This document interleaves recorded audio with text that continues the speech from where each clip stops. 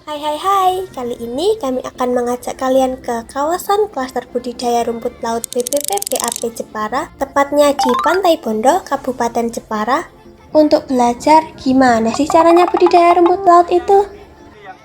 Tapi sebelum itu kita kenalan dulu yuk.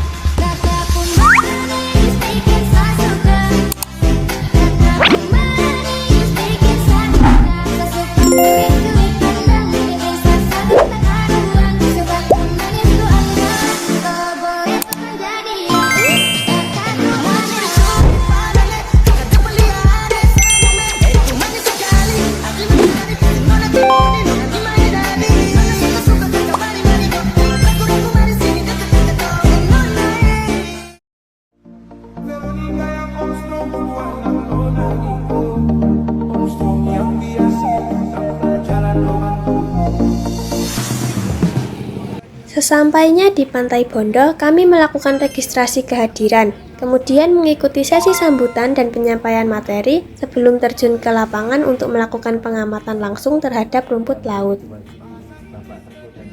Kami melakukan pengamatan langsung ke area budidaya rumput laut dengan naik kapal dan melihat hamparan budidaya yang membentang di perairan Pantai Bondo. Pada kegiatan ini juga dilakukan pengukuran kualitas air menggunakan alat horiba. Hasil pengamatan menunjukkan bahwa lokasi budidaya memiliki arus yang cukup stabil dan kedalaman sekitar 6 meter pada saat surut, sehingga mendukung untuk pertumbuhan rumput laut. Selain mengamati area budidaya, kami juga melihat bentangan tali rumput laut di tepi pantai sebagai media display.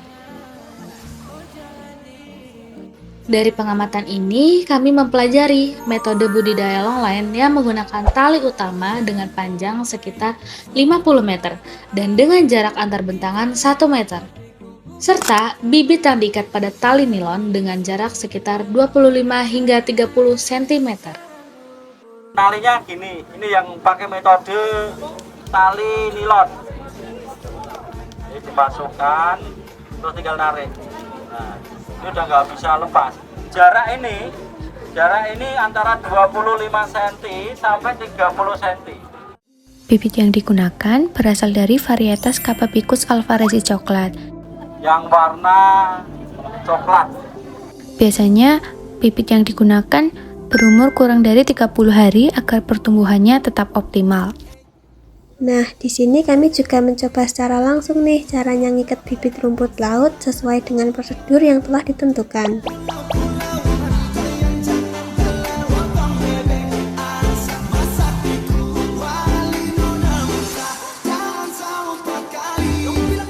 Tuh, bisa kan? Gampang kan? Setelah panen, rumput laut akan dikeringkan sebelum diolah lebih lanjut. Panen biasanya dilakukan pada umur sekitar 45 hari, tetapi dapat dipercepat jika terjadi serangan penyakit ice untuk mengurangi kerugian. Selama pemeliharaan, tali budidaya diperiksa secara rutin dan bagian yang terserang penyakit dipotong. Sementara hama seperti ikan baronang dan kura-kura juga menjadi tantangan dalam budidaya. Budidaya rumput laut di Pantai Bondo tidak hanya menghasilkan rumput laut kering, tetapi juga berbagai produk olahan bernilai tambah, seperti cookies, brownies, dan minuman rumput laut. Untuk bahan makanannya harus direndam 2 kali 24 jam dan setiap 12 jam sekali ganti air. Itu alasannya kenapa, Bu? Alasannya biar bersih, menjaga kebersihan air. Jadi dia kan nggak berbau busuk. Oh iya. Nggak bawa arus, kan ada bawa arus. Kan dia dari laut langsung dijemur, jadi belum dicuci sama sekali kan. Dan para dokter sih rumput laut ini sangat luar biasa sekali kandungan untuk berbagai macam penyakit. Kalau ada yang dengan jenis lain kayak yang laut itu untuk bondo, untuk tulang itu bagus sekali. Karena kan baru satu bulan kan baru mempelajari yang jenis. Inovasi kuliner ini sukses membuka peluang ekonomi baru, sekaligus meningkatkan kesejahteraan bagi kelompok pembudidaya lokal. kreativitas warga setempat pun mampu mengubah potensi pesisir menjadi produk siap saji yang berdaya saing tinggi. Selain ke Pantai Bondo, kami juga pergi ke Marine Science Technopark Universitas Diponegoro supaya kita tahu nih sistem budidaya yang ada di sana. Di MSTP Universitas Diponegoro menggunakan kolam bundar dengan diameter 5 meter untuk budidaya udang windu dan 20 meter untuk budidaya udang faname. Sebelum digunakan, kolam terlebih dahulu dibersihkan dan dipersiapkan untuk memastikan kondisi budidaya yang optimal. Air yang akan digunakan juga melalui berbagai tahapan treatment dan filtrasi sebelum masuk ke sistem hatchery sebagai bagian dari penerapan biosecurity.